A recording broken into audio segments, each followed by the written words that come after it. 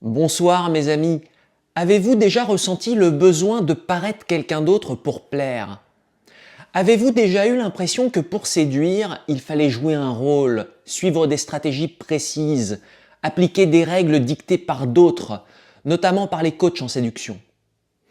Et si ces méthodes étaient en réalité une impasse? Plutôt qu'un moyen d'attirer des personnes qui vous correspondent vraiment, est-ce qu'elles ne risquent pas de vous enfermer dans une version artificielle et superficielle de vous-même? Et pire encore, de vous enfermer dans des schémas relationnels qui vous font souffrir, sans même s'en rendre compte. Ce soir, nous allons plonger au cœur de cette réflexion. Peut-on séduire tout en restant authentique? Est-il possible de s'épanouir dans la séduction sans se trahir soi-même? Beaucoup pensent qu'il faut absolument appliquer des techniques, mettre en avant certaines facettes de soi et en cacher d'autres. Mais est-ce que ces stratégies sont vraiment efficaces et attirantes sur le long terme?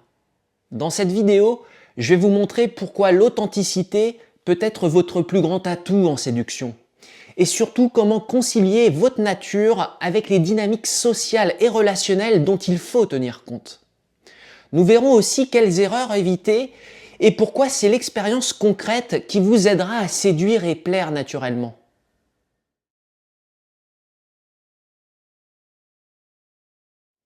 Rester soi-même vous rend unique. Non seulement ça permet d'établir une relation sincère et équilibrée, mais surtout ça vous permet d'être vraiment à l'aise dans vos interactions. Quand on agit et se comporte en accord avec ses valeurs et ses envies, on dégage naturellement une énergie positive et une vraie confiance en soi. On s'assume pleinement. Et cette assurance, qui découle d'une cohérence entre ce que l'on pense, ce que l'on ressent et ce que l'on exprime, est particulièrement attirante. Il n'y a rien de plus rassurant et séduisant qu'un homme qui s'apprécie lui-même, qui reconnaît sa propre valeur, non pas à travers le regard des autres, mais à travers le sien propre. Non pas parce qu'il cherche la validation des autres, mais parce qu'il sait ce qu'il a traversé, ce qu'il est en train de construire, et parce qu'il estime la personne qu'il devient jour après jour.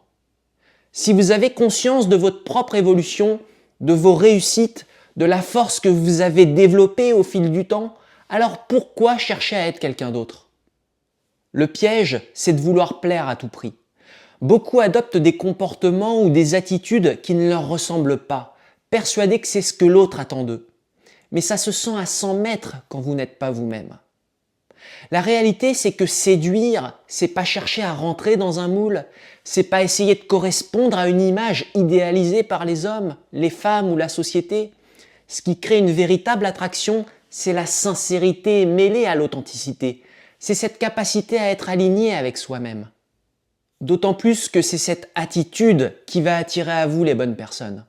Je veux dire celles qui vous correspondent vraiment. Cette attitude permet aussi de construire des relations solides et authentiques. Je vais vous dire un truc. Dès que ça devient compliqué, dès qu'il faut se tordre l'esprit pour que ça fonctionne, c'est que ça n'en vaut pas la peine. Une rencontre entre deux personnes, ça doit être fluide, avec une attirance mutuelle et une envie sincère des deux côtés de se découvrir.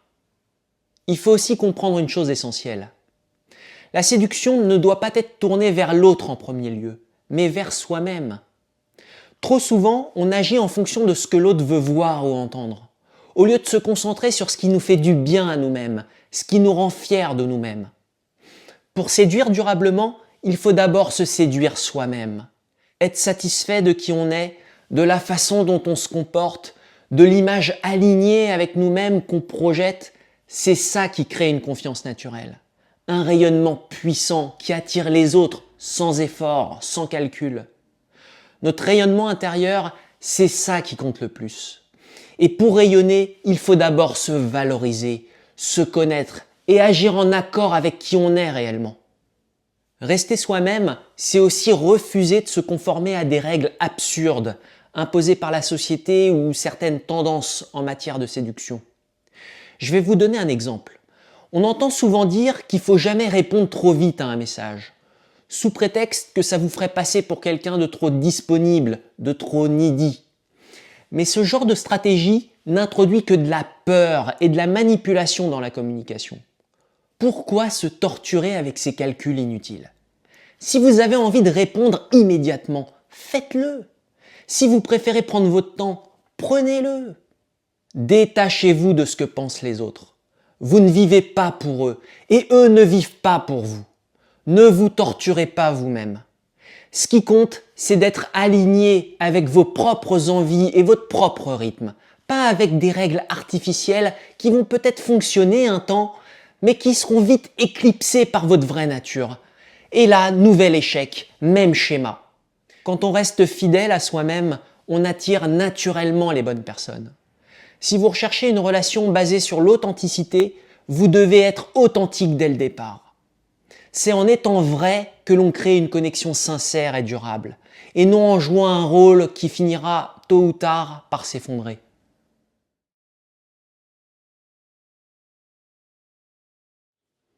Mais attention, si l'authenticité est essentielle en séduction, ça ne veut pas dire qu'on peut faire tout et n'importe quoi sans conséquence. Il y a des erreurs admises par la société qui peuvent nuire à votre capacité à attirer l'autre et qui peuvent ruiner vos chances de construire un lien sain. D'abord, ne confondez pas sincérité et absence totale de filtre. Dire tout ce qui vous passe par la tête ou exposer vos insécurités trop rapidement peut être contre-productif.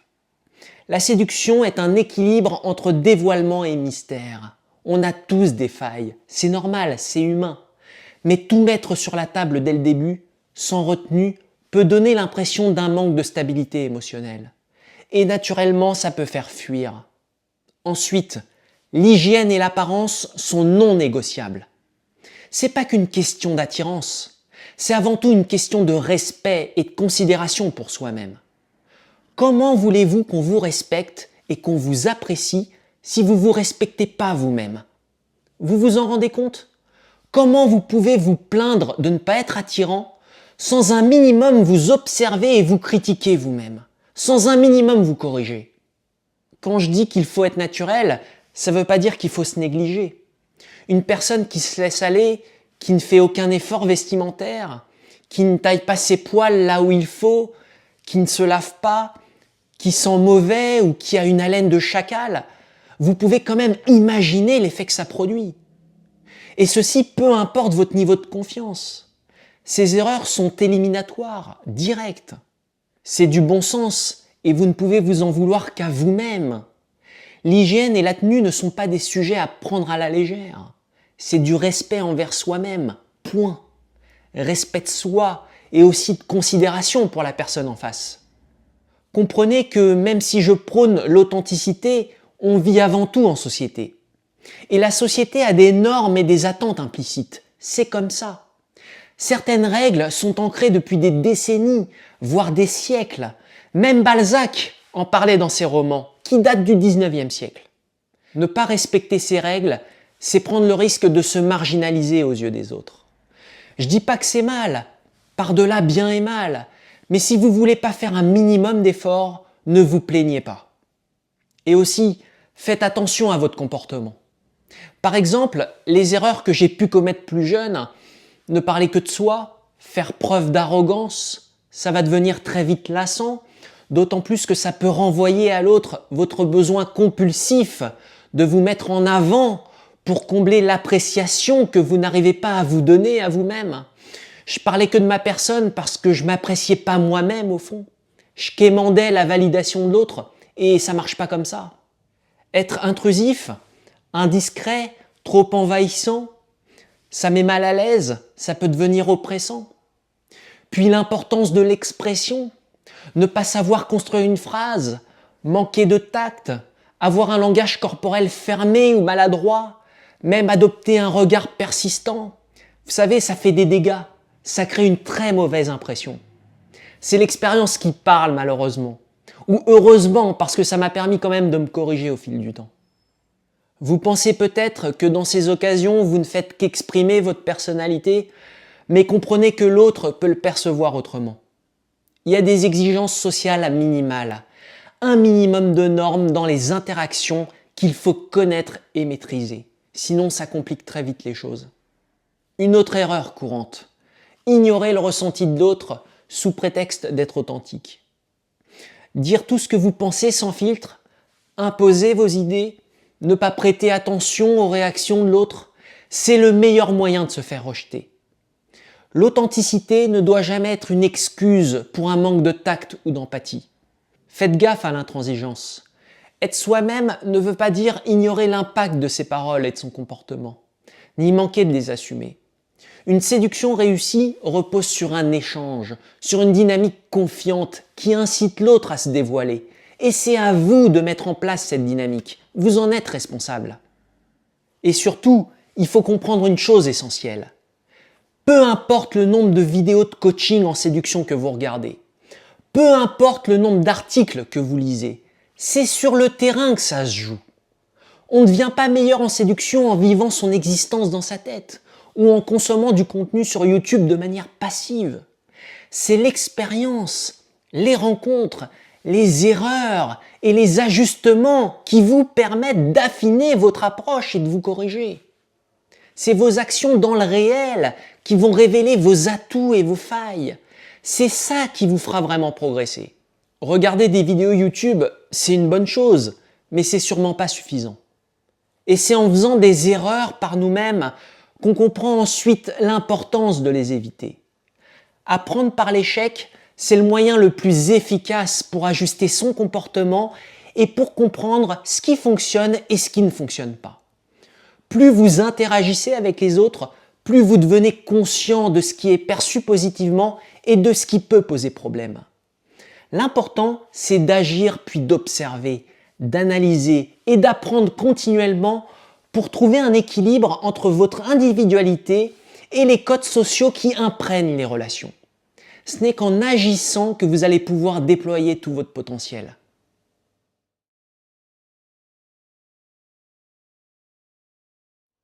À mes yeux, la solution est de concilier authenticité et respect des normes sociales, de ces exigences dictées par la société qui, qu'on le veuille ou non, influencent nos interactions et nos relations. La séduction, c'est un équilibre subtil entre spontanéité et adaptation. Il ne s'agit pas de se forcer à jouer un rôle, mais de comprendre qu'une interaction réussie passe aussi par une certaine intelligence sociale. Il est tout à fait possible d'être fidèle à soi-même tout en respectant les codes de communication et d'interaction. Ça passe par des règles de base qui peuvent sembler évidentes mais qui sont essentielles. Être présentable et poli. Votre apparence et votre attitude envoient un message avant même que vous ne parliez. Vous pouvez être le mec le plus authentique du monde. Si votre apparence ou votre langage corporel donne une impression négligée ou fermée, vous allez perdre des points d'entrée de jeu. Savoir écouter et se tenir en société. Une interaction n'est pas un monologue. La séduction, c'est avant tout un échange. Trop parler de soi, couper la parole, ne pas rebondir sur ce que dit l'autre, c'est un tue-l'amour. Faire preuve de bienveillance et de respect. Il ne s'agit pas de se soumettre aux attentes de l'autre, mais d'être attentif à ses ressentis et à ce que votre attitude peut provoquer chez l'autre. Ces ajustements ne sont pas des contraintes, c'est du bon sens. Ce sont des outils qui vous permettent de mieux naviguer dans vos relations et d'éviter les erreurs éliminatoires qui, même si elles peuvent sembler insignifiantes, peuvent vous fermer des portes en un instant, en un claquement de doigts. Attention aussi à ne pas tomber dans l'excès inverse. Trop de gens, en voulant montrer qu'ils ont confiance en eux, basculent dans l'arrogance et la prétention. Et ça, c'est un repoussoir. Il y a une différence fondamentale entre la confiance en soi et l'arrogance. Avoir confiance en soi, c'est assumer qui on est. Savoir qu'on a de la valeur, sans chercher à le prouver à tout prix. Être arrogant, c'est vouloir dominer la conversation, imposer sa présence, se mettre en avant de manière excessive et parfois au détriment des autres.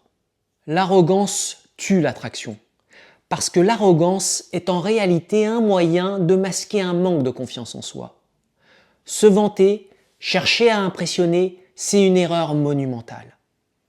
Une personne qui a réellement confiance en elle n'a pas besoin de le dire, ni de le montrer de façon excessive.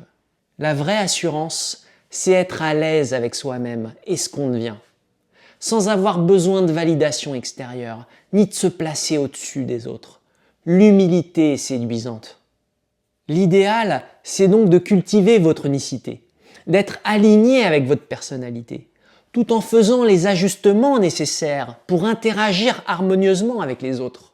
L'idée n'est pas de se trahir, mais de s'adapter intelligemment. Et c'est là qu'intervient la flexibilité. Rester rigide en se disant « je suis comme ça, tant pis si ça ne plaît pas », je pense que c'est une erreur. Il ne s'agit pas de se renier, mais de s'observer, d'identifier ce qui peut poser problème et d'être capable de corriger certains traits qui nuisent à vos interactions. Tout est une question d'équilibre. Restez fidèle à votre identité. C'est ce qui fait votre charme et votre singularité. Ce qui demande de s'apprécier soi-même. Voilà pourquoi vous devez vous-même être votre priorité. Prenez en compte les exigences sociales, car elles influent sur la perception qu'ont les autres de vous. Et apprenez de vos erreurs, car chaque interaction qui a planté est une opportunité d'ajustement et d'amélioration. C'est en trouvant ce juste milieu entre être pleinement soi-même et respecter les dynamiques sociales que vous allez séduire sans effort, sans tricher et surtout sans jouer un rôle qui finira par vous lasser et vous faire reproduire les mêmes échecs relationnels.